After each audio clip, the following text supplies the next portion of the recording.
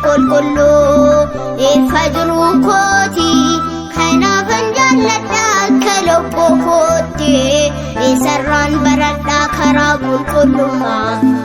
isa duukaa buunaan gonfoon badhaafama isa duukaa buunaan gonfoon badhaafama macaafni qulqulluu ifa jiruu kooti kanaafan jaalladha akka lubbuu kootti isarraan baradha karaa qulqullummaa isa duukaa buunaan gonfoon badhaafama isa duukaa buunaan gonfoon badhaafama.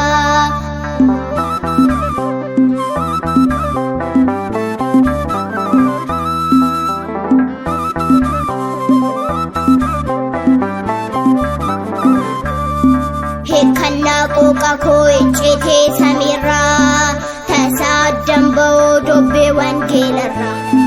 karaa abboota koo qabbee manaa bahee ittiinan jiraadha nan faarsa yoom gahee macaafni qulqulluu ifa jiruu kooti kanaafan jaalladha akka lubbuu kootti isarraan baradha karaa qulqullummaa isa duukaa buunaan gonfoon badhaafama isa duukaa buunaan gonfoon badhaafama.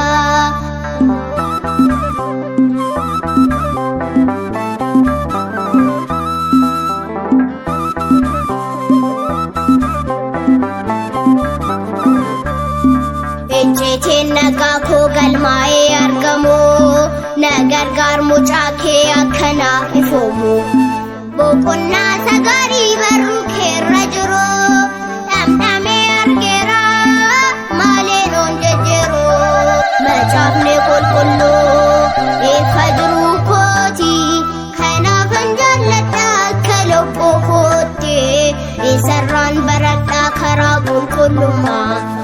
isa duukaa buunaan gonfoon badhaafama isa duukaa buunaan gonfoon badhaafama.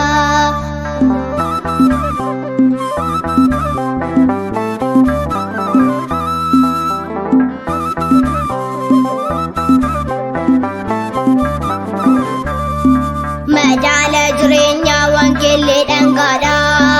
itti hirkisaan mitee mirga isaaf wabiidha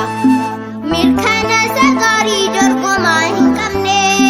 waaqaan haa jiraannu isa duukaa bu'ee macaafni qulqulluu ifa jiruu kooti kanaafan jaalladha akka lubbuu kootti isarraan baradha karaa qulqullummaa isa duukaa buunaan gonfoon badhaafama isa duukaa buunaan gonfoon badhaafama.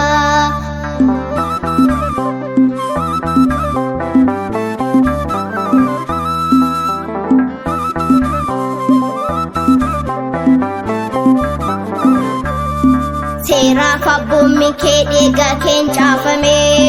ni jiraata baraan dhalootaan eeggame wanta na waammatteef gara mana keetti sin faarsa abbaa koo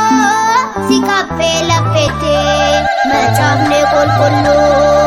ifa jiruu kooti kanaafan jaalladha akka lubbuu kootti isarraan baradha karaa qulqullummaa isa duukaa buunaan gonfoon badhaafama isa duukaa buunaan gonfoon badhaafama